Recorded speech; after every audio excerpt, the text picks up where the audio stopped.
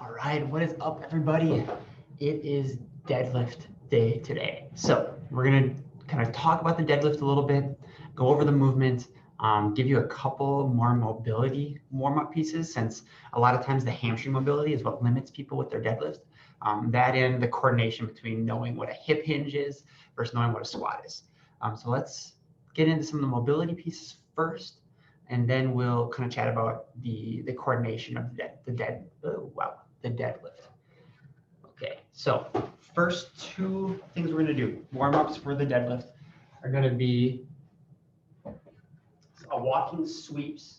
So here we're going to work on getting our hips back. So your one foot's going to go in front, hips going to sink back, kind of a sweep. Some people try to do this all the way down to the ground and sweep. Ideally, we want your trunk to stay nice and upright, hips to go back. This is nice and flat, and I just feel a pull there all the way down into my calf. Down, down, down. So what I would do is, well, this room's like, I don't know, 15 feet or so, 10, 15 feet. Just do it down and back. So it should be a nice, easy pull. I don't want it to be a sharp, stabby pain. Shouldn't linger with any of those kind of numbness, tingly symptoms once you're done. It should just be a nice, easy little stretch. So walking sweeps is the first one. The second one is called the Jefferson Curl. So with the Jefferson Curl, we can get pretty aggressive with this one. But for now, let's just do it from the floor. Let's use zero weight. All we're doing is we're trying to work on bending forward. So some people will just bend forward and reach to the floor. With this, what we want to do is we're going to start with our neck. We want to bend forward at our neck, then bend forward at our upper back, and then at our lower back, and go down as far as you can tolerate, and then reverse. So it should be a nice, easy pull. We're letting gravity help pull us down.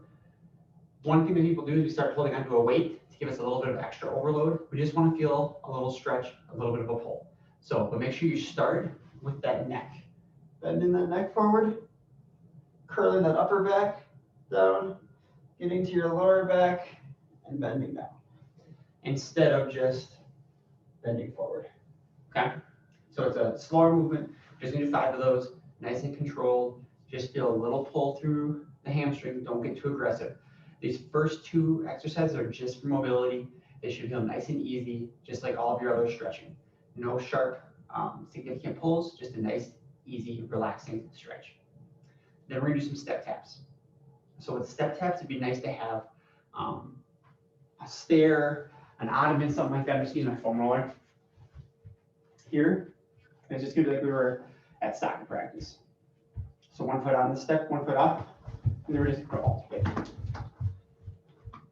So 30 seconds of that, 3 times, just trying to be quick off the ground. So it's all about that time that you spend in contact with the ground. It should be just on and off, on and off, on and off. So keep it pretty quick. Shouldn't be too challenging. More of what's going to be challenging when you get above 20 seconds is maintaining that coordination. You're going to feel like you've got to slow down just from kind of using that nervous system, building up that coordination as you go. That's totally normal. It'll get better as you practice. Okay. So last thing is going to be the deadlift. So with the deadlift, we need to make sure that this is a hip hinge and not a squat.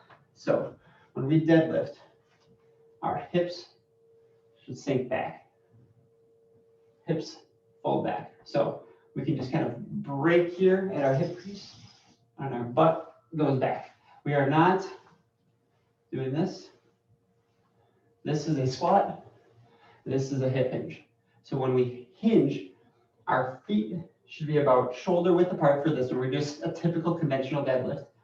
Feet shoulder width apart, fold at the hips.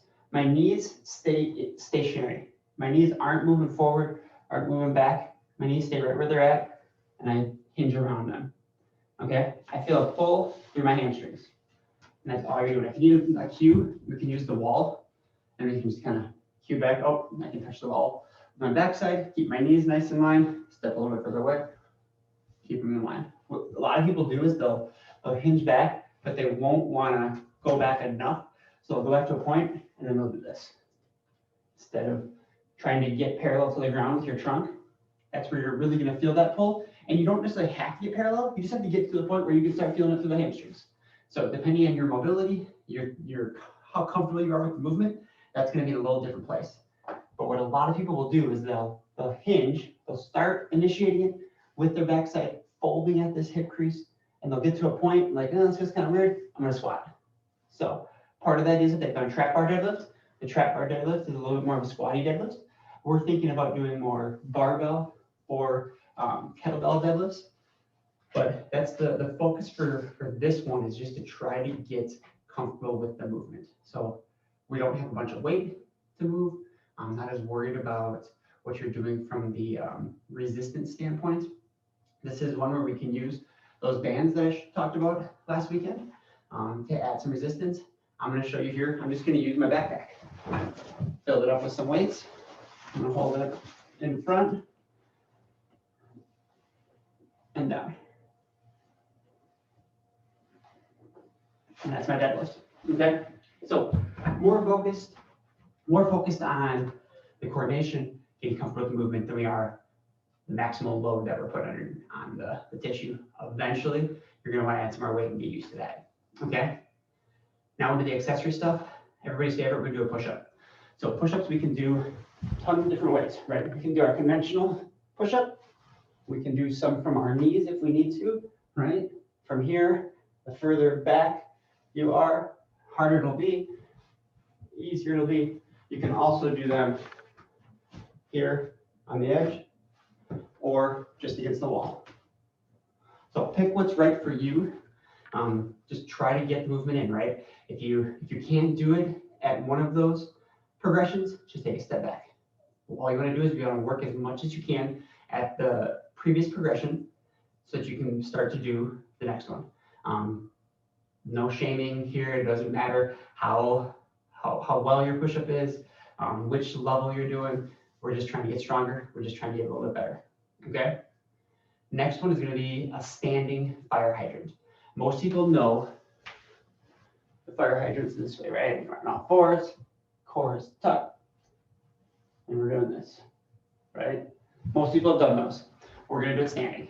So we're going to be standing, kind of a little bit of bend in the knee. It's called a soft knee here. I'm going to show you for my hips are going to stay stationary, and you're going to go up. Balance exercise. So you're going to focus on that single leg stance. As you do this, this hip's going to be working, but this hip's going to be working too to keep you upright. This hip's going to work just to pull that leg out. So we're getting some hip motion in, we're getting some balance. From the side, so unlock the knees here. So I'm not bending it up a bunch here. I'm keeping it straight down and then out. Straight down and then out. And I'm not going as far as I can. Watch my trunk. You can see how my hips kind of fold up.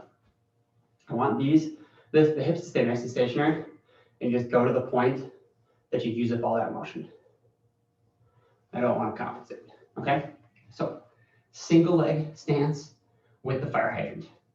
Last one's gonna be a side plank. Typical side plank. You're gonna be here. If you want to add in this, you can add a little bit of a challenge in with the leg lift. So that'll be the strength for today. As always, any questions, let me know. Post them in the chat. If you're not in the Facebook group and you want to invite to the Facebook group, shoot me a message, leave a comment. We'll get you in there. And you guys have a good Thursday. We're almost done with the week, so enjoy it. We'll talk to you guys soon.